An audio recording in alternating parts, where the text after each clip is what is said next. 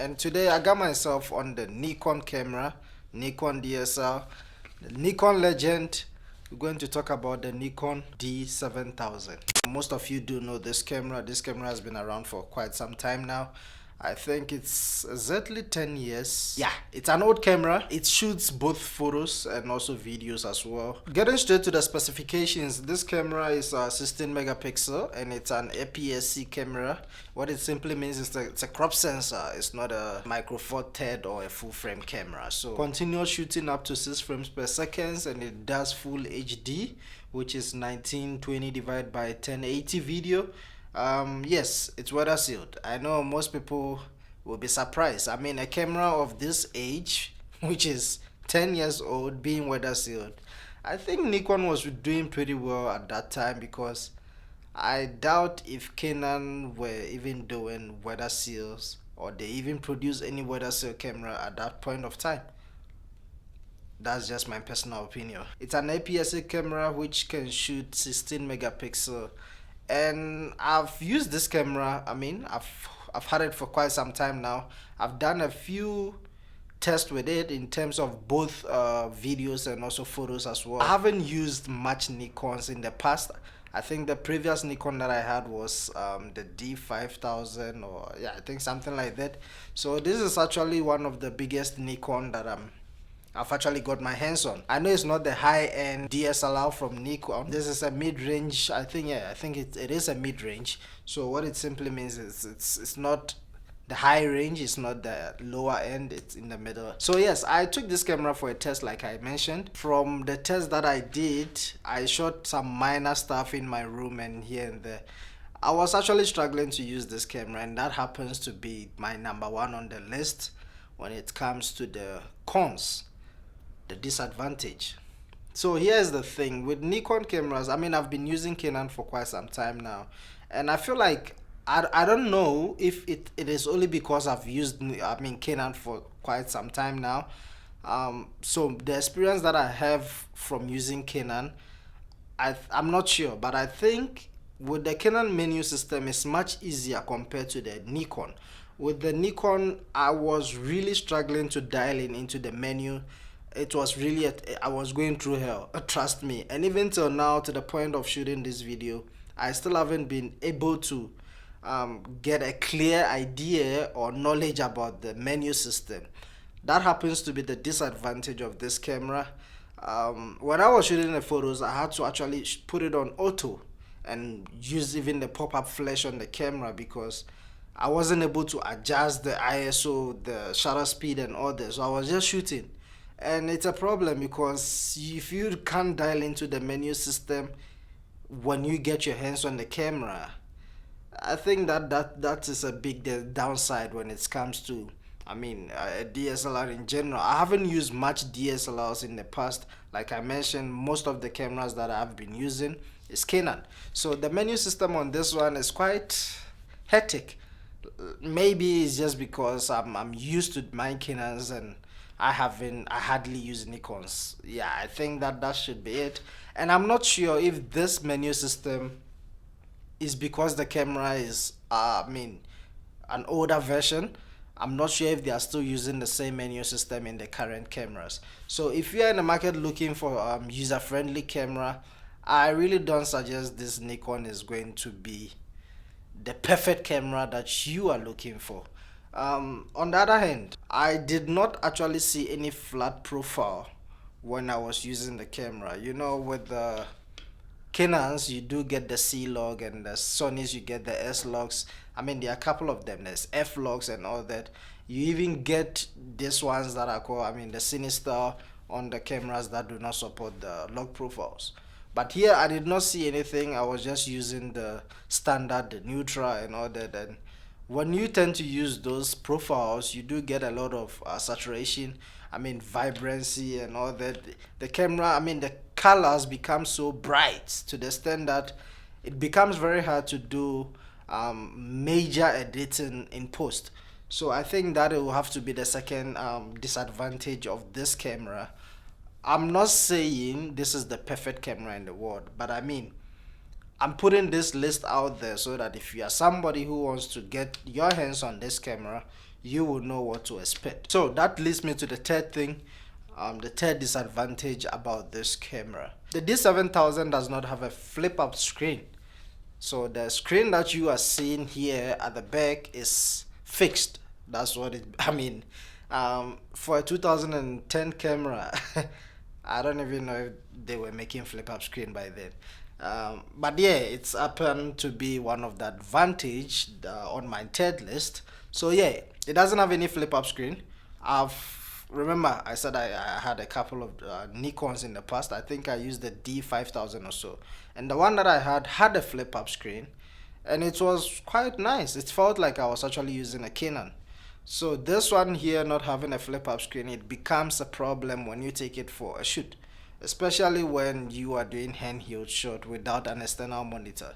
So that's one thing that you also need to take into consideration if you are looking at getting this camera. The fourth thing on the list, the DSLR, this camera that I'm holding, and I'm not sure if I'm the one who is not dialing into the settings properly, or there's something, or I mean that's how it is, I don't know. But here's the thing, you will not be able to preview any footage, or you will not be able to see anything when you are shooting.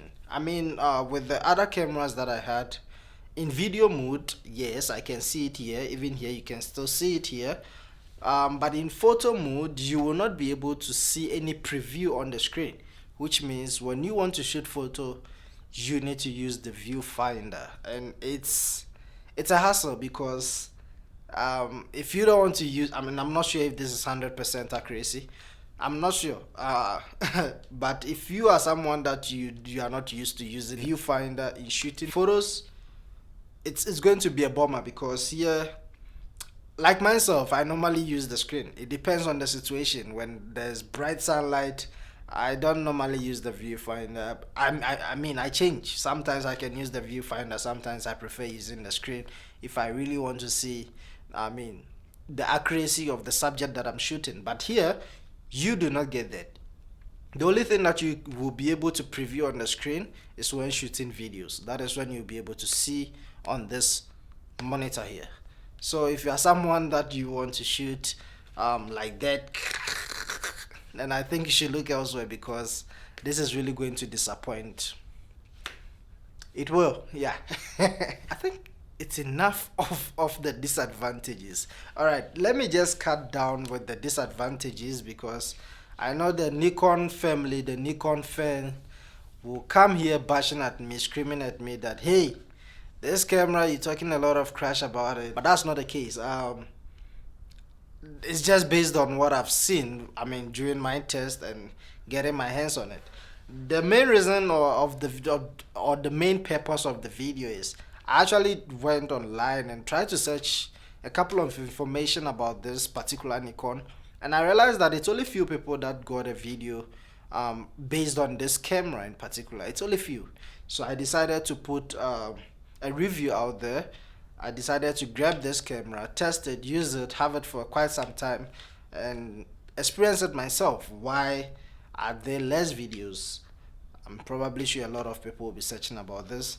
So if you are one of the people, then I guess this video serves you well. I guess this video helps you, and if it does, do not forget to smash on the subscribe button, give me a thumbs up, don't forget to leave some comments to show some love, and I will really appreciate it.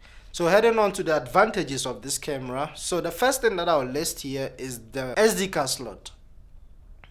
Kenan, I hope you're listening to this. I have no idea the engineers behind this camera. Guys, this is awesome.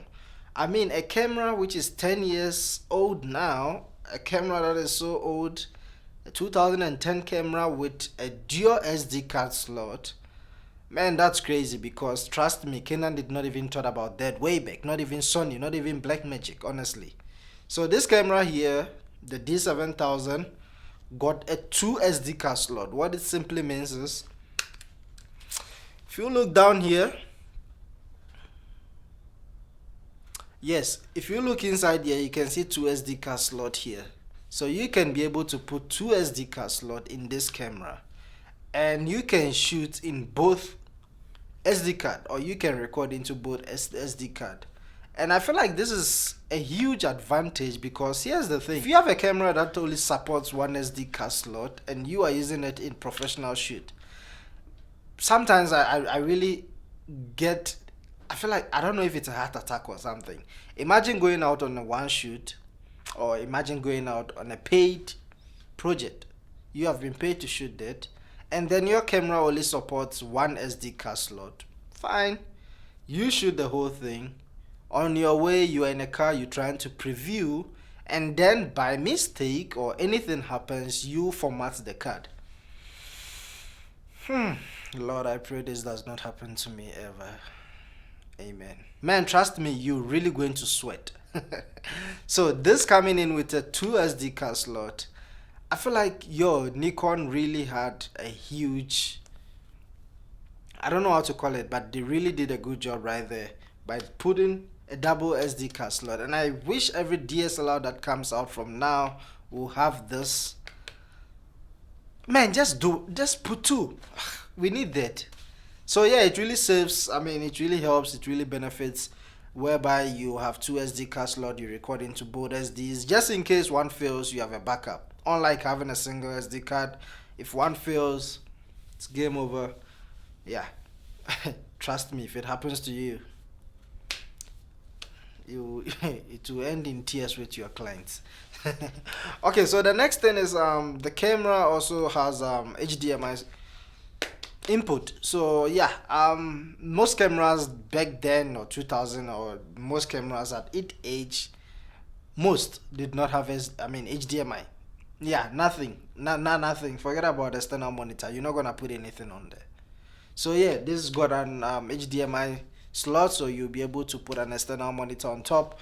And the next thing is, it also shoots full HD videos, not 720p. Yes, it shoots full HD. So yeah, man, this camera also does full HD at 1080p. And I feel like, I'm not sure if it is because of the lens that is on the camera, but during my test, I think the videos that I was getting, like I mentioned in the cons, I didn't really get good results. I'm not sure, but I'm thinking it's because of the glass that is on the camera.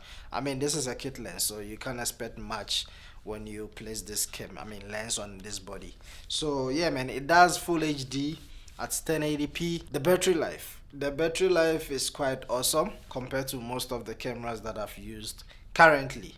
So this battery life can take you on a full day of shoot. It all depends on what you shoot, because it does last. On photo, I think you can get up to a full day, almost a full day when you are shooting photos. And if you even put an external battery grip, then it's even going to get you 24 hours, 2 days. It all depends, yeah.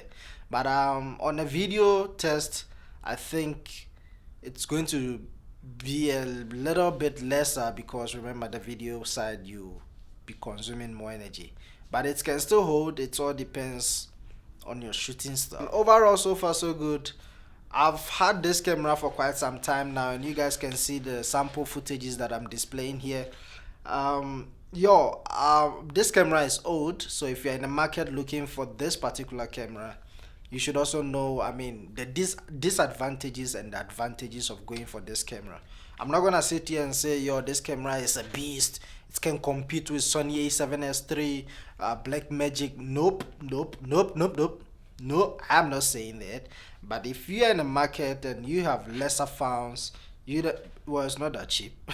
But if you're in the market and you don't have that much, or you don't want to break the bank, and you are looking for something that can get you on the go, I think the Nikon D7000 is really going to save you very well. Like I mentioned, as long as you're okay with the disadvantages. I think the final thoughts will be who this camera is for.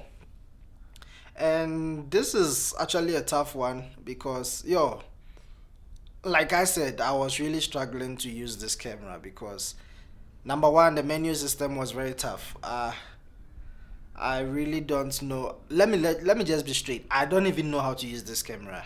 Yeah, honestly, things here it's not like what you get in your random cameras. This thing is very tough, honestly. And I think it's almost the same as the Sony's. I heard also the Sony got crazy menu systems, man. Why do you guys make things so complicated? Yo, filmmakers are going through a lot. Just make things easily. Like press, record, shoot, exit, off, on. We need those things, not So by the way, getting straight to the point, who is this camera for? I think this camera is going to really benefit or help or be good for someone who is in the market looking for something on the go, does not have a huge amount or does not have a huge budget to spend, but at the same time looking for something great. Here's my final thoughts. If you are if you are a videographer, I will not suggest or recommend this camera. If you're a videographer, I don't trust or I don't see the video system or the video capabilities that high at this point of time. I mean, things or how things look in the video menu or video system or video side is not really great, especially when it comes to the log profiles. It does not have any slow-mo. It only does 1080p at 24 frames per second. You do not get any slow-mo here. So trust me, you don't want to use this camera for video work.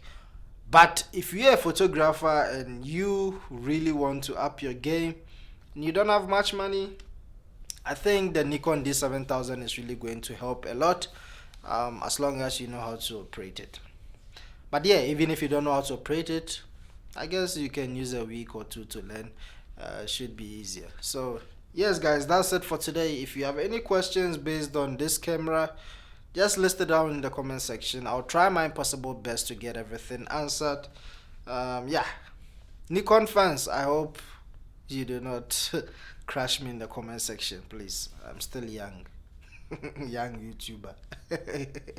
Anyway, thanks a lot for coming here today. Thank you very much. Do not forget to hit on the subscribe button. Follow me on Instagram at DirectorVem, and I'll see you guys in the next one. Peace.